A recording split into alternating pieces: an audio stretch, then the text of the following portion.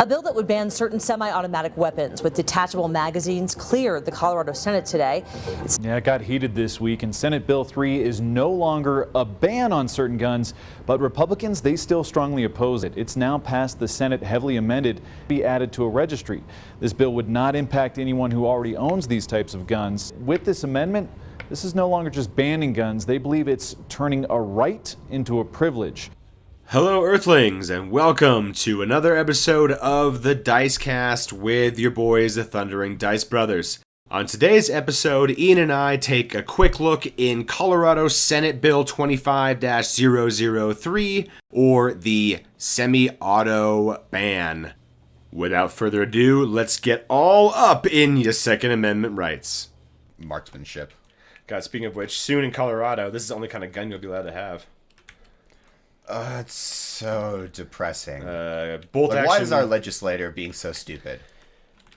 Well, I can tell you what people on the anti-gun side are saying about it.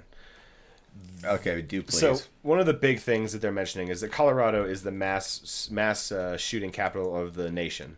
And that's true, actually. We've had more mass shootings in Colorado than anywhere else, which sucks. Because Colorado's a wonderful place, and to think about all those, most of those people are really kind of troubled, messed up kids who are doing this. There might have been a way to help them if we had intervened earlier or caught it or whatever, and it's silly to worry about that. But the fact of the matter is there are more mass shooting events in Colorado than in any other state, or there have been in the last 3 decades. On top of that, we also have the highest number of mass shooting events occurring with AR-15s. Which also is a nice cherry-picked statistic they can pull out so they can say, see, the Aurora theater shooting, the club shooting, Columbine, these were all semi-automatic guns. So clearly these are the problem. We have the most problem with it here, so what are we going to do? Let's get rid of it that way at the source of the problem. That's their largest argument in favor of banning all of that stuff. Except for police, of course. Police get to have whatever the hell they want. Yeah, of course they do. Yeah. But, I mean, it seems like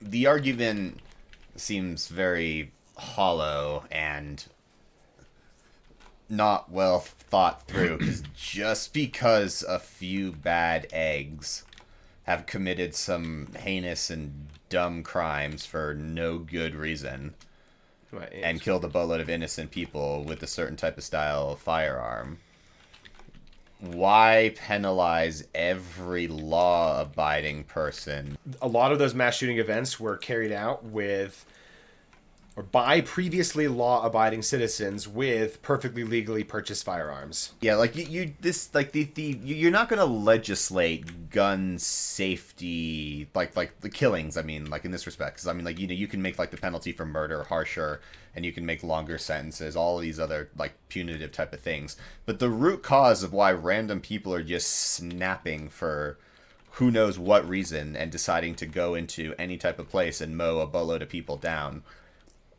is like there's a fundamental problem there that you can't solve by these type of laws.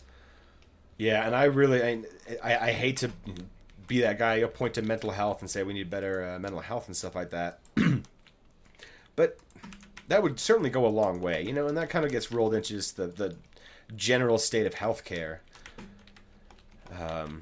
Again, would that solve all the problems? Would it catch a few issues before they happen? Probably, But completely removing, basically, the ability to own any firearm that has a detachable semi-auto magazine, and actually any detachable magazine, in fact. So that means if your Ruger hunting rifle, your Ruger American, has a detachable, I think, 4 or 5 round box magazine. All right, well, sorry, you can't have that now. Because it's a detachable magazine. It's ridiculous. And I'm not sure on the wording, but you may be allowed to have an SKS then, since it has a fixed box magazine. Technically, it runs off of stripper clips. No, there's probably some kind of restriction on that too. There's probably just all semi-autos, and that also includes handguns as well. But I don't think that would include revolvers. So you can have a revolver. You can have a semi-automatic not semi-automatic. You can have a pump action, break action shotgun. Yeah.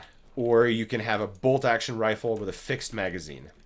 Those are your options.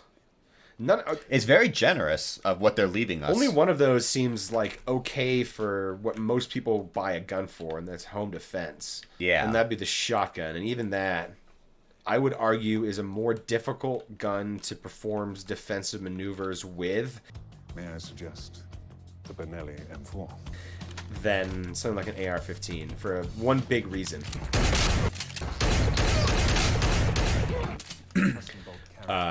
Shotgun, if it's a pump action shotgun, you have to keep it loaded at all times for it to be effective in a home defense situation. So boom, already right there, you've got 5 in the tube, and probably not 1 in the chamber, but you're sort of sketchily unsafe right there.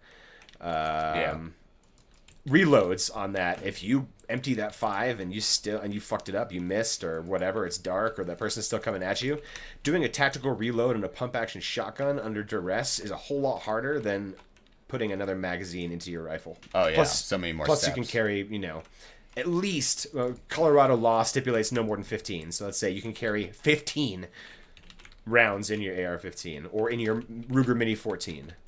Yeah. But what my big problem with the law is? Because I don't have an answer to the gun violence problem. I hate it so much because I'm a firearms enthusiast. I think guns are a wonderful tool. They're a piece of history, and oftentimes a lot of the guns that I own are older pieces, or they have some kind of historical significance. And yeah, definitely. And it sucks that we have to have this conversation because we're having so many gun violence issues. But my biggest problem with this is right now is probably the worst time I could possibly think of to disarm the citizenry. I mean, I say that there's never a good time. Never a good time to disarm the citizenry. I am a firm believer in the Second Amendment to kind of a ludicrous degree. We have had this argument many times, but for anyone who is new to this channel and hasn't heard me make some fun statements, let's start with one.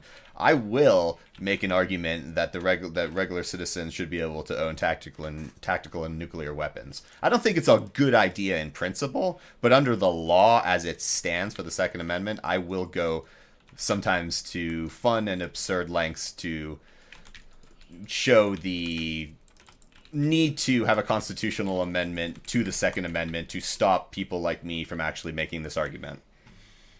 And I think that's it's taking the argument to an absurd level, which is fun.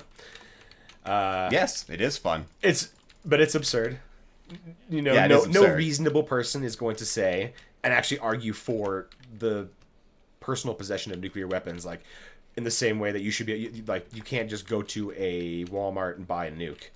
Like that's just a bad idea. Yeah, that's why I said in practice it's a bad idea. Plus, it seems just dangerous to store all that stuff in the middle of a Walmart. That's like the worst place. Anyway. Yeah, that's very true. I mean, it should be at least behind glass. But the staying armed thing aside, going back to my point of why it's a bad idea, it's a bad idea to disarm the citizenry, period, but it's especially bad idea when there's everything else going on right now that should be demanding much higher priority than gun legislation does. We have to start making sure that our safeguards to protect our freedoms and safeguard our continuing way of life in America are upheld. We need to be building safeguards around us to ensure those things rather than make virtue signaling legislation that's restrictive and probably unconstitutional. Yeah, I'm going to say that if this law passes, in 2 to 3 years, it will go before the Supreme Court and get shot down. The thing is, Donald Trump is coming for a whole lot more than just the Second Amendment. He's coming down for every right that you have. That's what we need to be worried about. If we want to be passing laws, we should pass laws that enshrine the rights that we have in stronger ways so that we are more immune to federal fuckery under Trump. But instead, we have to have a long, expensive, drawn-out debate, once again, that will eventually end up before the Supreme Court or an appellate court or something like that, that's going to cost millions and millions of taxpayer dollars when, by the way, Colorado already has a $1.3 billion deficit going into this fiscal year starting in June. So holy shit, guys, let's spend some more money in court rather than address some actual real fucking issues like how dumb Tabor is. Well, that's all we've got today. Thanks for watching. Like, comment, and subscribe down below. And we will catch you next time.